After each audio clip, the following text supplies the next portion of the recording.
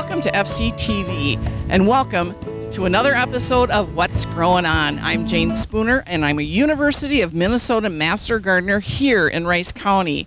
And I am down here at the Rice County Fairgrounds, and as you can tell by the sign, I am here at the Rice County Master Gardeners Teaching Gardens.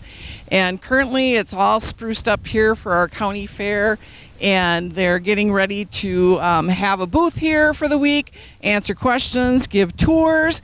And so today we're going to be talking to some fellow master gardeners that have worked diligently over the past few years to bring this garden to fruition. And so we'll talk to the co-chairs, and we'll also talk to our master gardener coordinator. So without further ado, let's take it away to the master gardeners. Hi, we're over next to our seed trial gardens that the Rice County Master Gardeners work with the University of Minnesota, and we have one of the Rice County Master Gardeners who's kind of the master of the seed trials. And let her introduce herself to her. Hi, I'm Larissa Horman. Okay. Larissa, tell us everything that goes on with the seed trials and what you need to do to report back to the University of Minnesota, and what is it that you actually do at the end of the season when you're harvesting all this stuff? The seed trials, they give us usually 6 varieties of different, it's usually vegetables, flowers, and herbs, depending on the year. This year we have eggplants, burpless cucumbers, dwarf sunflowers, and then brandywine tomatoes. Basically you have 6 different varieties. We don't know what they are. You basically do them for germination rates, pest and disease issues, and we just record it, and the university takes all that information and creates like a master list for Minnesota gardeners. So how long have seed trial gardens been part of your teaching garden experience here? Well, I've been a master gardener for 3-4 years now, and I've done it every year since. And I'm also on the state committee for Master Gardener Seed Trials. I maintain their website, so, but yeah. So what happens to all the veggies in the garden after they're all grown? Do you guys divide them up or have a big veggie feed, or or you take them to like a food shelf or something? Yep. Last year we donated some to the food shelf. It's in a community garden, so anyone that passes by is free to help themselves as well if it's ready for picking. But last year I think most of the master gardeners kind of helped themselves. So what have you learned in the past from previous seed trial gardens that you've done? There are certain varieties of vegetables and herbs that just don't work well in Minnesota. Germination rates are real bad, disease issues, pest issues. And then you have really good ones, like some just take off, and it's kind of fun to try the different ones. And then after the trial is done, then you find out what varieties they are, and then you grow them next year in your garden. Okay, so now like your tomato plants, did those come as tomatoes, or did you guys actually have to start it from seed, and who actually took that challenge and responsibility? Yeah, myself and another master gardener, Christine, we start most of this from seed. Either we start them in the garden here or at home prior to that, and then move the seedling transplants over. So tell me your favorite thing about doing seed trials. Well, I like doing the flowers, like at dwarf sunflowers, because that's the fun part. But I always throw in some veggies and herbs just to challenge myself as well. Well, it's good. It's always a learning experience, isn't it? I think as long as I've been a master gardener, which has been over 20 years, I'm still learning lots of stuff, and I think I will continue to learn on, and I hope that you do too. And thank you for all the work that you do here to help this garden be beautiful. Not a problem. Thank you. So here we are in this beautiful arch that's being covered with some clematis, which I'm sure are probably from our local clematis grower, Donahue's. And I'm also here with one of the 3 co-chairs of the teaching garden for the Rice County Master Gardeners, and this is Mickey Dogach. So Mickey, why don't you take a few minutes to introduce yourself, how long you've been a master gardener, and then just talk to us a little bit about when this project started and how it's evolved over the years. I have actually been with the Rice County Master Gardeners for, I think this is my 4th year. And this garden started in approximately 2008. And originally it was just all of the master gardeners in Rice County who had extra plants or whatever at home that they could donate brought in. And it started out as it ended right here. So it came up to the water feature, and that was the end. And then when COVID hit, So this would be 3 years ago now, we decided it was a good time since we couldn't be inside doing a lot. We came out here and started revamping and redoing, and we have considerably enlarged the garden, so now it goes well beyond this and extends past the gazebo. This area with the flagpoles is an all-new area. We completely redid the pond, revamped that all this year. We're in the process of adding paved paths that will eventually work their way all the way through here.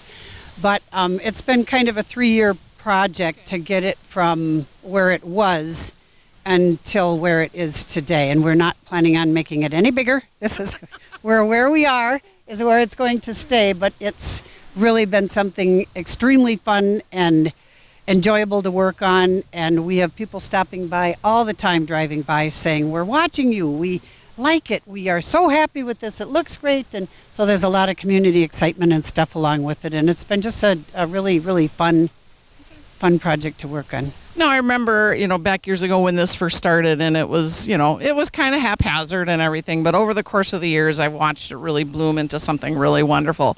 So I guess the biggest question that I have is, how is this all funded? Is this by donations from Master Gardeners? Do you do fundraising for it? Is there grants? I know these brick paver paths and all your signage. Maybe talk a little bit about that as far as, how you're funding this. Because that's, if you go to a greenhouse, you know what it's like to go and buy plants. And so there's some substantial cost here. Well, first I would like to say that the purpose of the garden is for the community.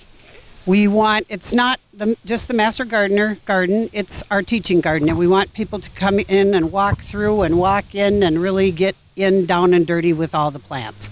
We've had a lot of community involvement. We had with the Faribault Co-op. Last year we received a $10,000 grant from them, which got us all the pavers. And so we have a lot of the pavers and are ready to go with stage 2 and 3 and 4 and however far we can get and however many years it takes us to use them. But then we also got a grant from the Elks Lodge here in town. And with that money, we've purchased all of the nameplates. So we're trying to name all of the plants so that when people come through, if they see something that they like. So we're also part of a program called Minnesota Green, which is part of the Minnesota Horticulture Society.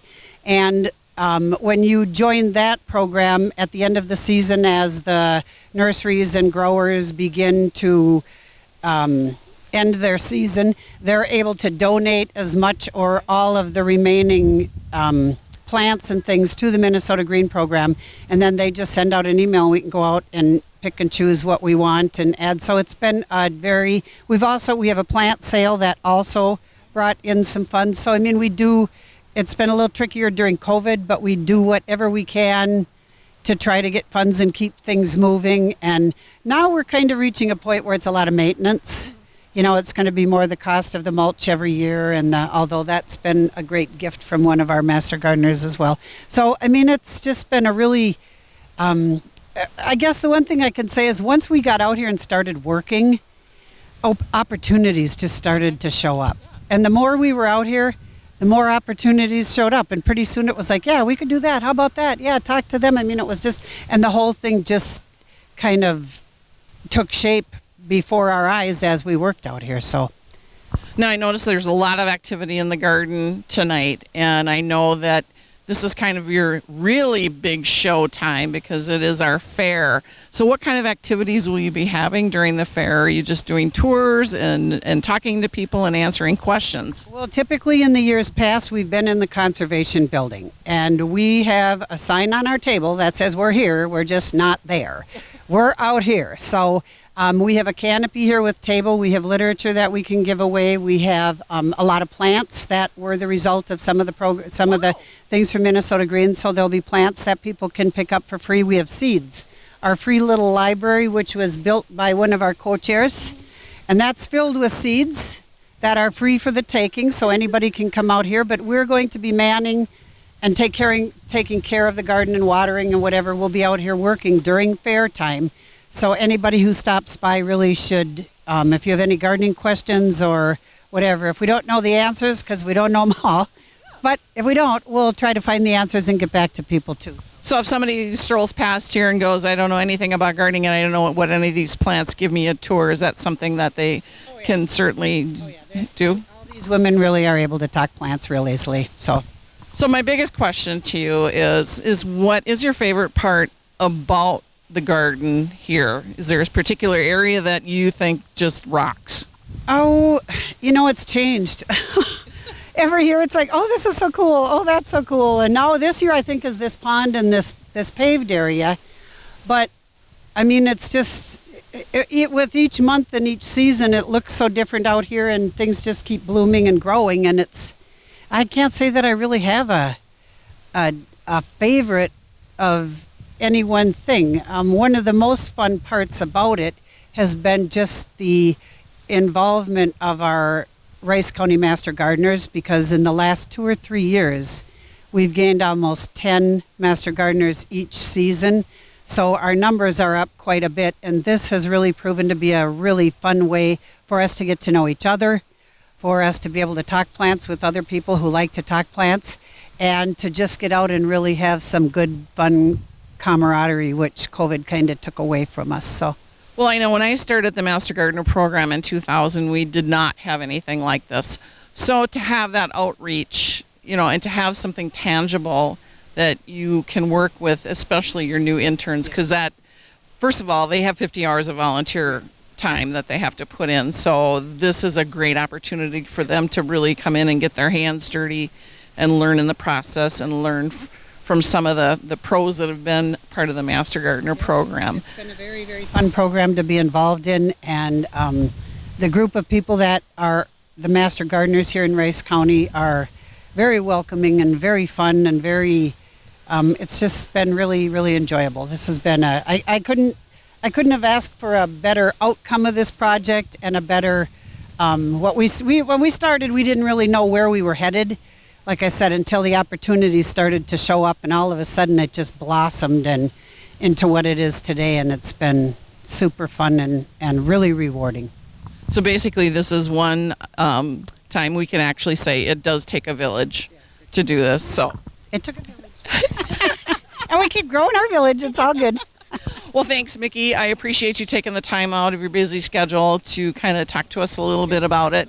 And we're going to talk to some of your other companions here that are waiting in the wings. So perfect. Thank you so much. You're welcome so much. Thank you. We're over here now in the shade garden area, and we're with Marion Wolf, who is also one of the co-chairs of this. So Marion, why don't you just tell us a little bit about yourself and how long you've been a Master Gardener? Okay, I became a Master Gardener in 1999 and live here in town, been active in the garden I think since that time, but it has only been since when COVID hit that we really have put time in out here and changed the whole appearance of the garden. Some things had gotten overgrown and it was kind of time for things to be looked at. And we kept the shade garden in the same place it was because the trees are here. And many of the plants in the shade garden are hostas or shade family plants like the astilbes and other plants that you will see labeled, the coral bells, things like that. At the very outer edges there you will see that there are annuals planted, and they are more sunflowers, but that's where the sun hits, so we can have a little color there. But otherwise the shade plants like also the sedums and things they're perennials, they come up every year, and we add to them somewhat. There's a number of hostas that were really added when we extended, because it was up to about where the trees are lined up. That was the end of our garden. In fact, the limbs of the pine trees were down to the ground, so it was really small. And now they cut the limbs up, and it increased the garden probably 5-7-fold at least. But everyone participates. There's been a lot of donations. Some things have been purchased, but almost as a whole, people have donated a lot of things. And then there'd be suggestions, and we'd go out and purchase, like the coral bells.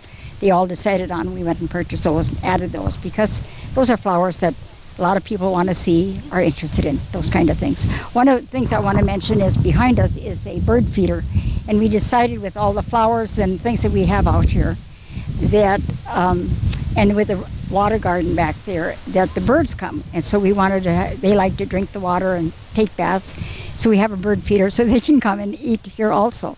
So, and that was donated by Paddington, and so it has been a real addition to our garden. Pleasant addition, yes. I kind of noticed some chewing over here, even though we are not far from the river. Is this kind of a good lesson in the critters that actually will come in and eat certain things? Oh yes, and you never know what critter it's going to be. And they're not necessarily here when we're here, but when we come back we see the leaves are missing or whatever. But these kind of plants, even if they eat them off, they come back, and you just sort of live with it and say, well, that's part of the garden, you know. Absolutely. And living in town nowadays is no, you're still going to have deer coming into your yard. I have them coming into my yard too. So my final question to you is, tell me your favorite thing about being a master gardener and being part of this project. Oh, I think that my favorite thing is meeting all the new people that have joined and getting to know them and working with them. And what's your favorite part about the garden? Oh, I don't know if I do have a favorite part. Kind of like all of it. That's what yeah. Yeah. Well, great, Marion. Thanks so much for taking time out to talk to us today, and this is all very beautiful. Now we've stepped over to the pollinator garden. As we know, pollinators are a very big hot topic now in the garden industry, and we're here with Tricia. So Tricia, take some time to introduce yourself, how long you've been a master gardener, and just let's talk about the pollinator garden. Awesome. My name is Tricia Streitz. I have been a master gardener. This is actually my first full year. Last year I was an intern, so I completed all the coursework and put in my 50 hours of volunteer work. And now this year this is kind of a project that I've been focusing on to get my volunteer hours for this year. And part of it is the pollinator garden that you see behind us. Lots of blooms and everything to keep the bugs and the butterflies, keep inviting them back for more. And we just kind of try to keep as much coming in here as we can, and different varieties. Like Mickey said earlier, we've been working on getting all the plants labeled so that if people come into the garden and as they're walking around, they can see the different plants that we have. Something that maybe they would like for their house, so then they can look it up when they get home and get their own plants. It's been kind of fun to just kind of check out a whole bunch of different varieties. So do you have a pollinator garden at home as well? Is this something you specialize in, or your kind of your favorite part of gardening? I would say I'm a jack of all trades and a master of nothing. And I like to play around, so I've got a little bit of a rain garden going on at home, inspired by the rain garden that we have here, that the Rice County Soil and Water has kind of taken over there, and it essentially kind of traps the rainwater. It's not meant to be like a holding pond, but it's meant to be for plants that like more of a wet root system, and it also kind of keeps native grasses and pollinators going over there. So I have something like that at home. I have a pollinator garden at home. I like vegetable gardening. I like kind of playing around with a little bit of everything. Some things work better than others, but I think we're sisters at heart, because I'm I call myself Jayne of all trades, master of none, and everybody always tells me your gardens must be perfect, and I'm just like, no, but because I do a lot of trial and error, and I think that's the fun about the whole thing. So now you said that this is your first full year as an intern, because I know you have a year, your internship last year, and so I know you have to do 50 hours of volunteer work, and that can seem a little daunting.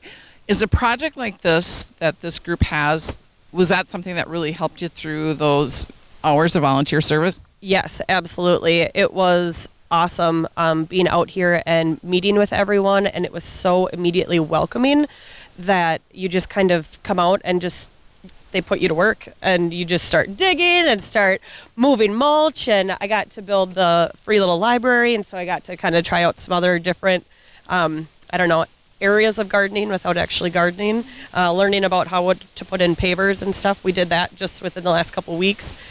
So it's been huge. I think almost all of my volunteer hours have been spent working out here. So what is your favorite part in the garden? Do you have a favorite part, or are you like everybody else and just saying everything? No, I like everything. I like being out. I just like being out here, and I like doing the work. I like getting my hands in the soil and laughing with the people who are out here and talking shop and being garden nerdy. It's been very fun. So when you're out and about, and I get this question a lot, so everybody finds out you're a master gardener, how many times do you get, hey, can you help me with this, And sometimes it can be a little daunting, don't you think? Yes, because no one can know everything. We try our best to know what we can, but like I believe Nikki said before, ask us questions. That's why we're here, and if we don't know the answer to it, we will gladly figure out some answer and get back to you. Great. And I just would like to thank you for coming into the program, because you seem really excited and are very enthusiastic about it, and that's what we need for the Master Gardeners. So, good luck this week. Have a lot of fun here in the gardens during the fair week. Hopefully you get a little bit cooler weather, and thanks for taking some time with us today. And we've moved over to the other side of the shade garden, and with us today is our Master Gardener coordinator, and her name is Lori Rugg. So, Lori, would you take some time to introduce yourself? And I know you're coordinator, but you're responsible for a couple of counties. So give us a little background information about yourself. Sure. I'm Lori Rugg. I live in Owatonna, and I'm Master Gardener Coordinator for both Steele and Rice counties. I've been the coordinator here in Rice County for about a year and a half now during COVID, so I didn't get a chance to meet everybody in person for a while, but they thought it was a good fit since I was previously the coordinator in Steele County. So I do lots of things for these ladies up here, and this teaching garden has just blown me away. That was obviously started before I started the job, but part of my responsibilities is running our Master Gardener meetings. We have monthly meetings, which we're going to have tonight here out at the garden, to make sure that everything is all ready for the fair tomorrow, and promote all of our other activities that we do, our horticulture day, our Arbor Day presentation that we do, our plant sale. So we just kind of keep everybody moving, and our main goal as a Master Gardener is education. So we try to do as many educational pieces as we possibly can. So now you're also with Steele County. Do they have any kind of a setup like this down there? We have gardens, but not like this. We have a rain garden at our fairgrounds also, but it's not nearly this big. We also do a pollinator garden by our extension office. We do a community garden there, which sets us apart a little bit different. So we manage our community gardens, so we have gardeners that come in and garden and grow produce. So we have a lot of things going on. We're redoing our library garden right now, so it's a little bit different. Groups, even though they're Master Gardener groups, they're totally different than each other, but that's great. But we have active bunch of Master Gardeners here. We have 7 interns this year, so that's super. That's what keeps our program going. It keeps it vital and keeps it active.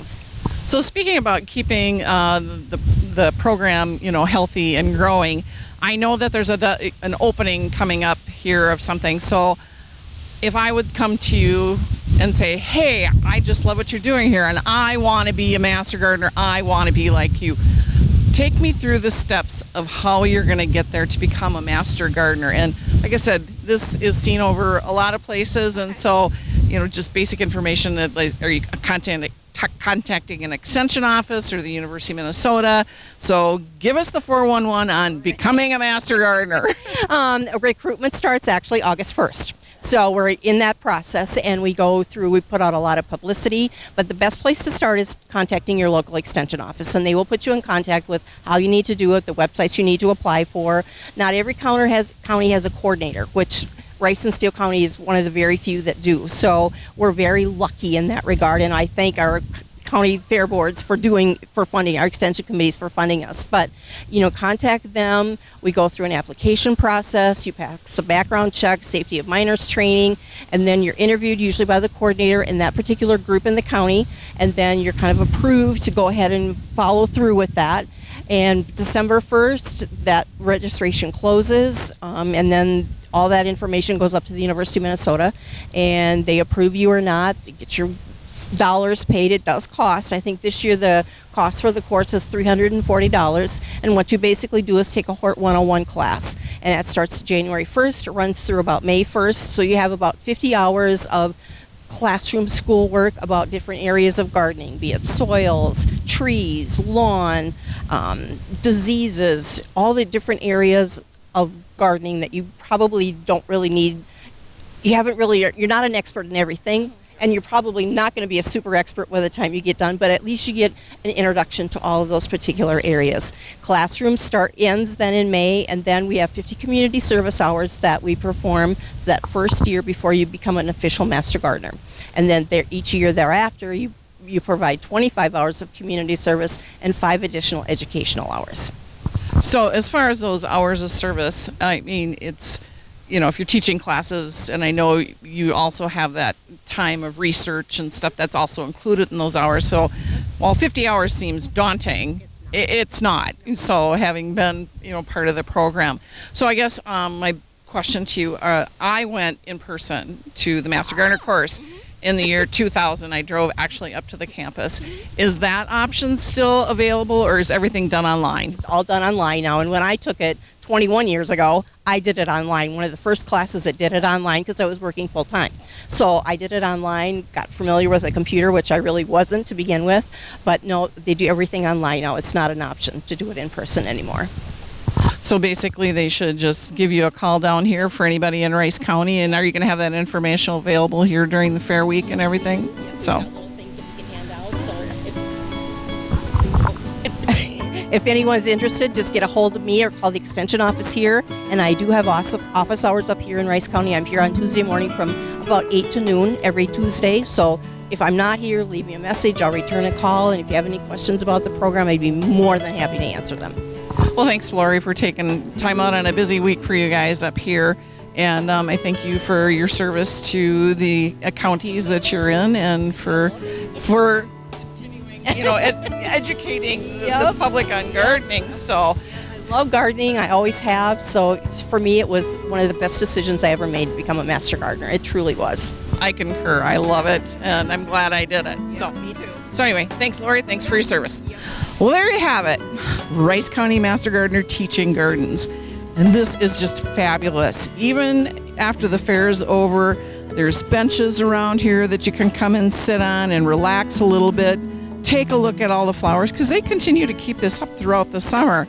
So just because it's a weekday and you want to just grab your lunch and come and sit down, I encourage you to come and see it. Check out the seed library. Check out the different gardens that they have here. They worked really hard on pulling this together, and they deserve a big round of applause. So stop down and say hi during the fair, or just pop in and take a look at what's growing on. So thanks for joining us again, and happy digging.